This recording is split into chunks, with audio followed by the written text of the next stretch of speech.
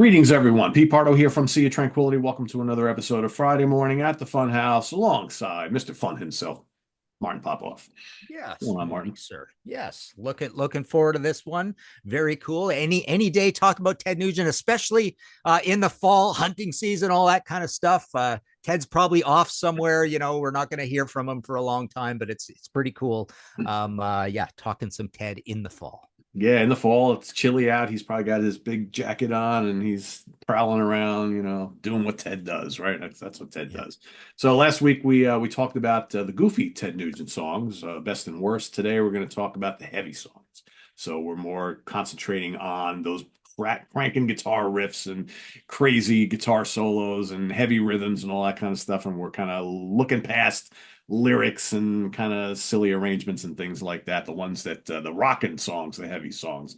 So we've each picked 10 of our favorites, 10 of our least favorites. I will say, Martin, this one was kind of hard because I found it hard to pick like worst. So like, it's like to me, a lot of stuff, if it's heavy and it's sort of well arranged, I always kind of dig it. But there's songs that are better than others, I think. So the worst part for me is kind of like, all right, these are good, heavy songs. I don't dislike them. I don't think they're classic, but they're still pretty good. But they're definitely the worst out of compared to the other ones. So that's kind of the approach that I took. We'll see how it goes here. So we'll go 5 and 5 like we were. Yep, sounds good. Cool. Yeah, I kind of liked picking the worst here because just like the Queen one, I wanted to make the point that surprisingly there are heavy songs that I just don't like the writing for one reason or another. And with both Queen and Ted, it might have something to do with the riff and the music, but with Ted, you've got that added layer of the like last week's episode, the goofiness of the lyrics that might knock it down a notch, right? So this is kind of a mix of that. So I'm going to start number 10 with Cruisin'. From Weekend Warriors, I always liked this song as a kid, but over time I've realized that thin Tom Werman production, what a great album cover that is too, Yeah. right? And I forget the guy's name, but it's by the same guy who did the cover of Gamma 2, right? With the Sharks. Yeah, I believe so. Yeah. And he won like some, I think it was in Playboy magazine or Penthouse or something. He won some award for album cover for that great cover. But yeah, this song just strikes me a little bit like because the production is so thin and because Ted, generally speaking, I think he wasn't the greatest at writing riffs for the fast songs. It's a little bit like that Van Halen thing where I don't like the histrionic Get Up, Sinner Swing, Hang 'em High, or David Lee Roth, Elephant Gun, kind of like frenetic, over the top, and then things just get thinner and thinner and thinner. And I think Cruisin's a little bit like that. I don't like the cruising, and then get back, baby, get back. It sounds like they're playing in a matchbox, right? So yeah, that bothers me about that one. My next one's a bit of a hot take, I'm sure. It's a little bit of my not liking Child in Time or Stairway to Heaven, but it's Stranglehold from this album. I know it's like I've always found it too slow, too long, too dull. I don't like the breakdown of the mellow parts and the tasty Ted Nugent soloing and all that stuff. I just find it's just not action packed enough for me. So I've never been a big Stranglehold fan, but I do have it at number 9 on my list. So it's weak in terms of hating it, right? Next one is a little bit of a weird one, but again, to make a point. Where is my copy here? I'm gonna go with Hammer Down on this album. I love the whole riff and the whole production and all that stuff, but I could do without Meatloaf vocals. I just do not like Meatloaf vocals on this album at all, and so I wanted to point out Hammer Down for that reason. And next, maybe also a bit of a hot take. I've never liked the song Cat Scratch Fever. I've done a whole History in 5 Songs with Martin Popoff podcast episode on. I think I did an episode on this. If I didn't, I should. But I've talked about the Boogie A-B switch, right?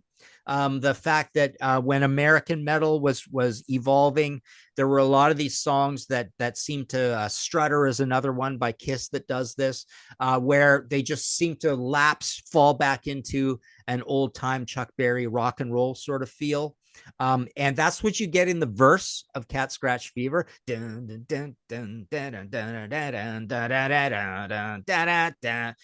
I don't like the chorus either. I don't like the the vocal going along with the riff. I think it's a boring riff, and the production is horrible on this album by Tom Werman. It's not good production. So I wanted to make a point there and say that is a heavy enough song by Ted Nugent. It's pretty heavy, and I'm not a fan. Next, I'm going with Semper Fi from Shut Up and Jam. It's kind of a slow, funky, rappy vocal that goes on top of it. Yeah, don't like that album cover also. I mean, it seems like it's a little bit of a play on the Free For All cover, right? Yeah. A color version of the Free For All cover.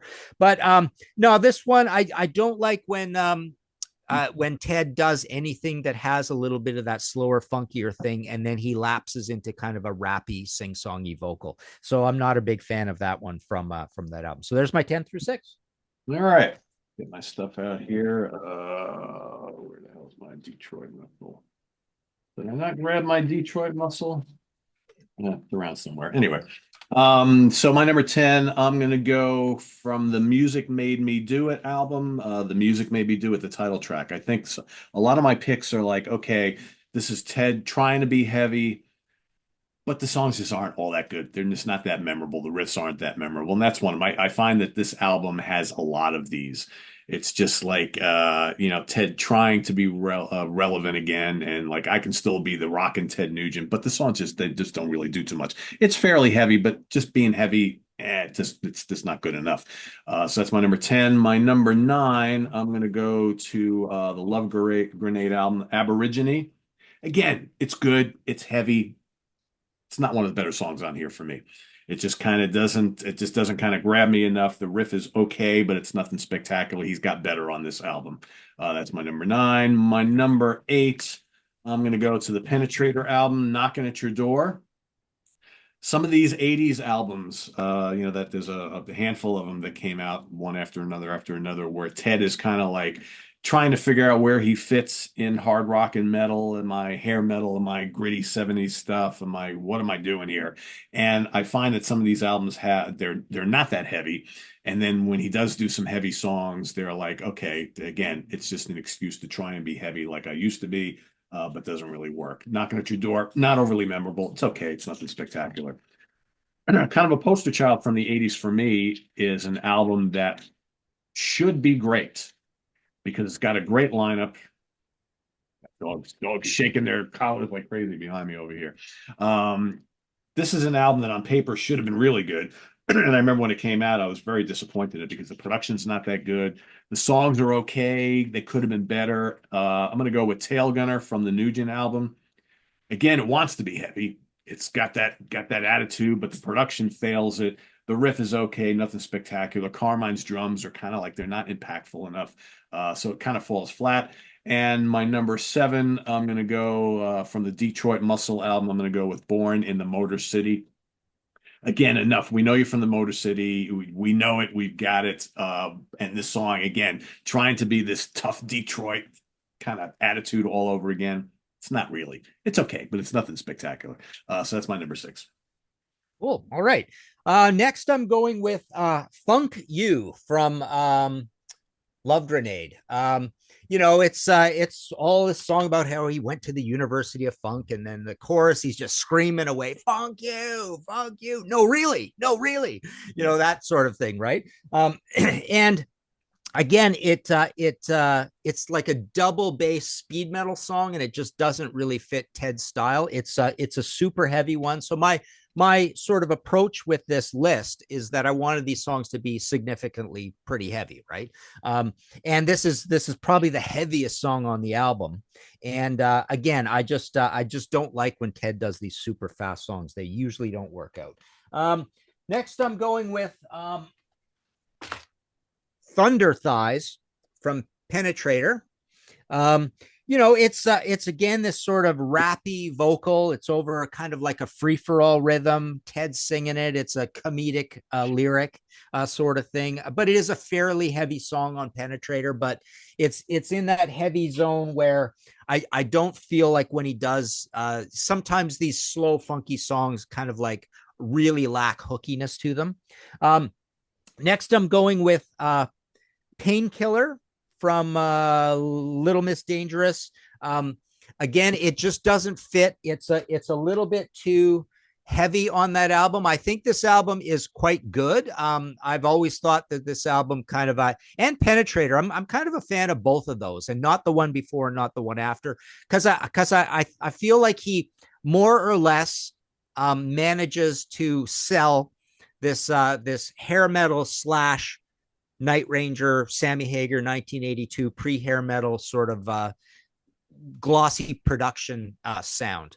And I just don't think when you get a song like that on there, it really fits. Next, I'm going with My Love Is Like a Tire Iron again. It's fast, but it's a heavy one on there. But again, silly lyrics and a little bit dull. And then I'm going to go with We're Gonna Rock Tonight from the Nugent album. Where again, I totally agree. I think it's got a great album cover. I think the title is stupid, just calling it Nugent. And it could have been a good album. This was the first big disappointment, the big drop. Moving on from the logo years to this. And it's also a little bit like My Love Is Like a Tire Iron and Painkiller in that it's heavy but just a little dull. And then on this album, unfortunately, the recording is not good. I don't think the performances are very good either. It's just a very awkward sounding album, but it's him trying to be heavy on this album. So there you go. That is my 5 through 1. Yeah, I mean, God, you got Ted and Carmine and Derek together on an album. That should have been the slam dunk winner right there. Should have been. It's just not. My number 5, I'm going to go with Throttle Down from Shut Up and Jam. Again, I think he really tried hard. I remember when I first heard this, I was kind of like, I remember you reached out to me this way. We're going back a ways. You were like, yeah, Ted's really nailing it on this brand new album. This is one of his best in years. And musically, there's some really good stuff on here. Some great guitar playing on here. Throttle Down it's heavy. It's one of the heavier tracks on here. It's maybe not overly memorable. I think there's some other tracks on here that are a little more successful, and it's kind of silly too. But all right, it's not bad. I absolutely agree with 100% with Funk You. I mean, Molten Song. Lyrics are just kind of like just a little ridiculous, but it's a pretty kick-ass rocker on here. We're going to go back to that Nugent album once again for Good and Ready. Again, trying to be heavy. Maybe it is sort of, but the production is just fails it miserably, and it's just not overly memorable. Just not memorable. I want the guitars cranked up on here. There's no bottom end on this album either. You ever notice that? Just none. Yeah. It's like, it's like Carmine's just there. It's just like, man, I don't know whether that's the fault of the performances or the production. I don't know. I just never understood how that album should have been spectacular, but it's not. Let's go back to Penetrator. I'm going to go with Lean Mean Rock and Roll Machine. Again, heavy, pretty rocking, ultimately not overly memorable for me. And then I'm going to go back to the Music Made Me Do It album for Cocked, Locked, and Ready to Rock. Silly, heavy, lumbering, brainless. Yeah, it's not overly very good. I don't find most of this album good at all, but it's my number 1. The worst. Cool. All right. So best of the heavy Ted songs is kind of best Ted songs, period, because we all love our metal. So I mean, if you overlaid what are your 10 favorite Ted songs, there'd be quite a bit of overlap. It might not be perfect, but yeah. So I'm going to start with where's my debut here? I'm going to start with number 10, Motor City Madhouse. Forget everything I said about his fast songs. When you go back to 1975 and he does a fast song and Ted's singing it, it's quite remarkable at that time. It sounded like a really heavy song for that time. What a great title to Motor City Madhouse, right? Ted sings it amazing. He sounds, it's like a furious roar that you get out of him, kind of thing. So that's a good heavy one from the early days. It's kind of the most exciting song on the debut. Next, I'm going to go with Venom Soup. Yeah, I'm surprised you had that on your Goofy because we had that on our Doomy thing list too. Remember when we were talking about Doom? Um, but to me, it's a pretty it's a gothic metal song. It doesn't really fit for Ted, but I think it's a cool heavy one. It is epic sort of thing. It's got that super scary title, Venom Soup. Next, I'm going to go with Street Rats from Free for All. So I do like the heavy songs on here. There is some great riffing. Again, I'm just blown away that this is a double platinum album. I just can't believe that. But yeah, it's cool. And it's sung by hang on, who's singing? I think that's a Meatloaf. Is this Meatloaf and Derek? I'm not sure, but anyways, I think it's just Derek. is it just Derek? Street Rats. The chorus. I'm hearing Meatloaf in the chorus. I don't know why. And then number 7, I'm going to stick with the same album, Dog Eat Dog. Great song, great riff. The production's pretty good on this. There's a little bit of added percussion added into it, so the arrangements can be kind of cool on this album. But yeah, again, to point out another goofy song that could have been on last week's episode is "Light My Way" on here. I mean, that's pretty goofy sounding, but it's fairly up tempo. Turn It Up. So Turn It Up is another one of those that totally fits my thesis of Ted having a lot of these fast songs that just sound silly at that speed. Turn It Up. We liked it as kids, but it's actually really kind of light, right? It's not that heavy. But anyway, so yeah, Dog Eat Dog from that. I've got one more. Name Your Poison from Weekend Warriors. I always loved that song. That sounded like a heavy Blackfoot Southern rock sort of song. I always thought it was a really cool one. Unfortunately, the production on that album is really thin and mid-rangey, high mid-rangey. There's not a lot of bottom end on that album, but yeah, there you go. 10 through 6 of my favorite heavy Ted Nugent songs. All right, cool. Let me just get my stuff together here. All right.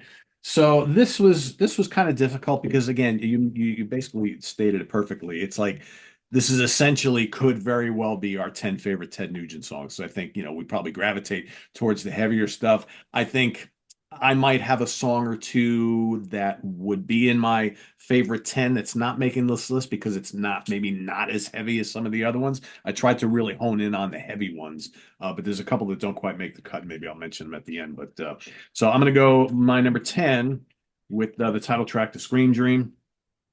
Absolutely terrific. And I love the production of this album. I think it's just great riff, great vocal on this as well. This is, a example of when I do like him singing quite a bit. Terrific song. It's my number 10. I have a feeling it might make your list. Maybe we'll see. I'm going to go with a song that made your other list, Hammer Down. I love Hammer Down, and I love Meatloaf singing for Ted. I almost wish that we got a full Meatloaf singing with Ted album because I just think he's got a great voice anyway, and I think he meshes really, really well with Ted, kind of in the same way that Derek meshes with Ted. I think both of these guys are perfect for Ted's kind of music. But Hammer Down, just so good, so heavy, so rocking. I'm going to stick here. I'm going to go Street Rats. Killer song. Again, another vocal from Meatloaf. Just absolutely dig it. Heavy, nasty. I love the production of this album. The riffs and the licks are just killer on this record. Just really, really love it. My number 7, I'm going to go with Motor City Madhouse from the debut.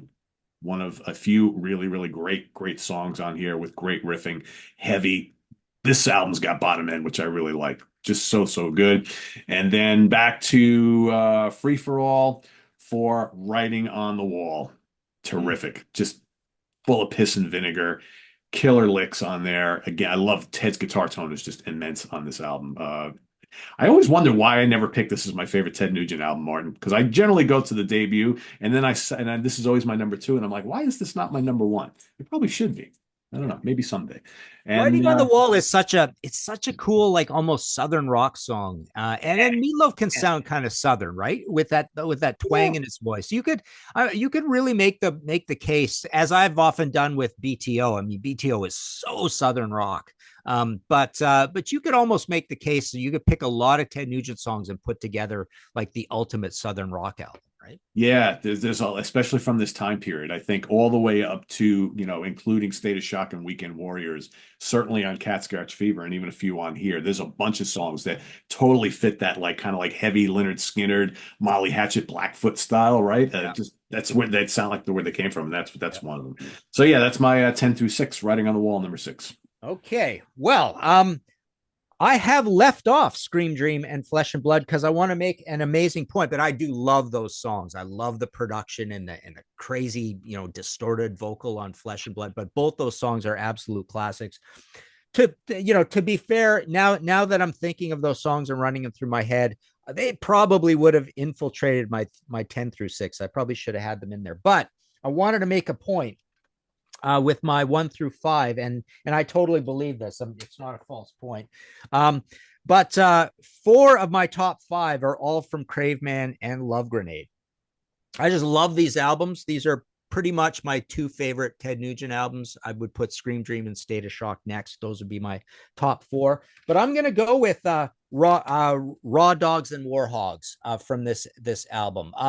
The lyric to me isn't as goofy as I know you think it is. I mean, this is one that I kind of let go. Like Ted's tough lyrics, I don't feel are as goofy as like the sexual ones or how funky I am or all that, or the barbecue ones or the campfire ones, right? But this is such just like a lethal, cool, heavy song, amazingly recorded, great performances.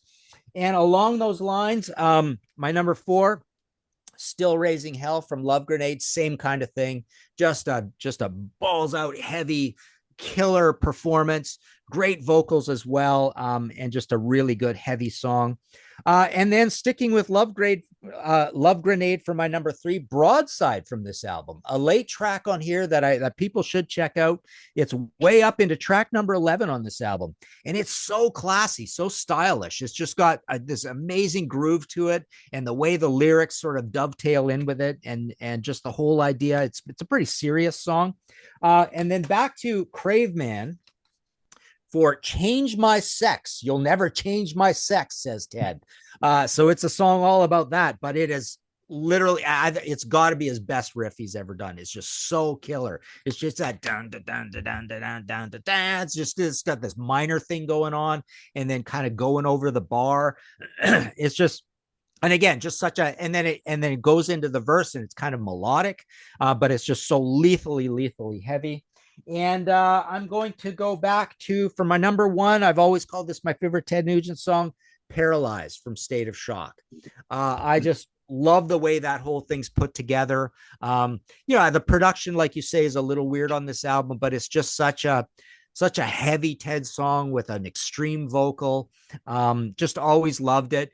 Really, the riff is actually kind of simple on it, but just the whole way the drama's put together and the quietness and the loud and the light and shade, I think it's just a really excellently put together song. So yeah, oddly, from that period, again, how you and I always have that idea where you like early parts of the catalog and I like later parts of the catalog. I would put Paralyzed, Scream Dream, and Flesh and Blood as sort of my favorite heavy Ted songs from the classic era, even though they're later. But yeah, I just love to death how much value you get out of Craveman and Love Grenade. So that's why I've got 4 of those in my top 5. Okay. Yeah, Paralyzed for me was the one that I agonized over because I absolutely agree. I love it. I think it's a terrific song. It probably would be my number 11 on. That's one of the ones I was talking about at the top of the episode. Right. That was like, that's the one that really I wanted to squeeze in here. I just felt that maybe not quite as heavy as some of my other choices, but if we were to do like our absolute favorite 10 Ted Nugent songs, our top 10, that would probably make it because I think Paralyzed is absolutely terrific. My number 5, I'm gonna go to the Weekend Warriors album for Smokescreen. I love the riff. Down, down, down, down, down, down, down, down, down. Yeah. Love it. Absolutely love it. It's one of my favorite riffs from him. It's just so cool, and nobody ever talks about Smokescreen. So that's my number 5. I have to give it some props because I think it is an absolutely terrific heavy riff. Yeah, maybe a lot of the rest of the song is a little subpar, but the riff is just absolute killer. Cat Scratch Fever. I mean, it's a legendary riff, and I absolutely love it. I think I agree with. I think parts of the song could have been amped up a little as far as the heaviness factor a little bit. But I still think the riff and the beginning of the song is just so terrific. I just absolutely love it. That's my number four. We're gonna go to the debut for my number three, Stormtroopin'. Yeah. That's a crusher. That's an absolute crusher. I love this Yeah. album. I love the guitar tone on here. Dante loves it too. I don't know if you heard that little rumble. He's a Ted Nugent fan. We're dog sitting my the Wants kid. to be hunting with Ted, right? Yeah, I guess so, right? Oh, Pete, take me hunting. It's a stormtrooping. Yeah, there you go. Grandpa, y'all like that song too, right? So that's my number three. My number two is the title track to Free for All. It's just it's so groovy, it's so killer, so heavy. Love it. Really, really fun song. And my number one, it made Martin's worse, but it's my number one. Stranglehold for me is absolutely killer. It's Yeah. classic. I love Stranglehold. I don't mind that it's however long it is. 8 minutes long, whatever. I like the middle section. I like his tasty little jazzy solo. I like the whole down, down, da da down, da da down, da da down, down. I love it. It's just so majestic and fun, and the opening is just great. I just totally dig it. I think Stranglehold is an absolute classic of the genre. So yeah, that's my. Let's just briefly pay tribute to I just love Ted's guitar playing, his style, right? He's just Yeah, got such a cool it's a very subtle style. It's because you can't really point out what's so amazing about it. It's like the fluidity or how fast his brain works when he's soloing. It's traditional. It's a little bit like a cross between or in the same camp as like a Buck Dharma or a Slash where it's just musical and traditional at the same time, right? yeah. And yeah, there's just something so cool about the way he just you could just hear his brain working as he's playing these notes. And what you're hearing and thinking about his brain working is like it feels like he's going through the vast history of rock and roll to come up with what he's doing, right? He's just drawing from just this encyclopedic knowledge of the old stuff, right? Yeah, it's very tuneful and melodic. And it's funny. I never thought about it till like right this second. So you ever like really think about the fact that even though on all these albums, his whole career, right, you think about how much guitar is on all of them, but I honestly can't think of many examples where I feel that he overplays on any of Right. these. Yeah. Right? Like you have lots of guitar players who'll do like there'll be tons and tons of guitar solos and long guitar solos and lots of fills and all this kind of stuff. And like Ted's albums are, yeah, there's plenty of guitar, there's tons of riffs, the solos are great, but I never feel like he's overstepping his bounds. Let's just do even on like Shut Up and Play, right? Which is like you would think that's going to be just wall to wall guitars and whatnot. Even on that album, it's all tastefully done, and then it's never sounds excessive, right? Yeah. Like, would you ever like accuse Ted Nugent of doing like an Yngwie Malmsteen thing? Yeah, I don't think. exactly. It's not screechy, shreddy. It's accessible if you're not a guitar player. It just sounds like he's just sticking in this great little piece of music, right? Yeah. Yeah. Which is interesting because I think back you remember in the 70s where there was all this it was in lots of the magazines and lots of interviews, he was talking about how I'll get up and have a one-on-one shootout with any guitar player, and Yeah. I'm happy to do. And there was that whole thing between him and Frank Marino, right? I love Frank Marino. I think he's a tremendous player, but Frank does more of what we were just talking about than Ted ever did. You listen to a lot of those Frank Marino Mahogany Rush albums, there's loads and loads and loads and loads and loads of guitar solos for people who like the longer style Yeah. stuff and the more exploratory jam and shreddy type things. I don't think Ted really ever did that. Yeah. It's all short and sweet to the point. Here's a lot of cool riffs. Here's a quick little solo. Boom, song over. That's Yeah. it. Yeah. Good stuff. Yeah. Yeah, I always loved his tone too. I mean, him and that Birdland. I mean, just the ferocious tones out of that thing, which is great. Which just goes to show you can play a semi hollow body guitar and still crank out some cool metal and hard heavy Yeah. rock. Yeah. So Good stuff. All right. yeah. So there you have it, everybody. Our favorite and or best and worst, favorite and least favorites, however you want to call it. Uh, Ted Nugent heavy songs. You know how it goes down in the comments section. Play along with us. List some of yours. And Martin, why don't you get us caught up on what's happening over on the Contrarians and the podcast and books and things like that? Yeah, you can check out my audio podcast, History in Five Songs, every week. I haven't missed a week. We're up to about 275 of those. And I do a podcast with John Gaffney, Kicked in the Teeth, an AC/DC podcast.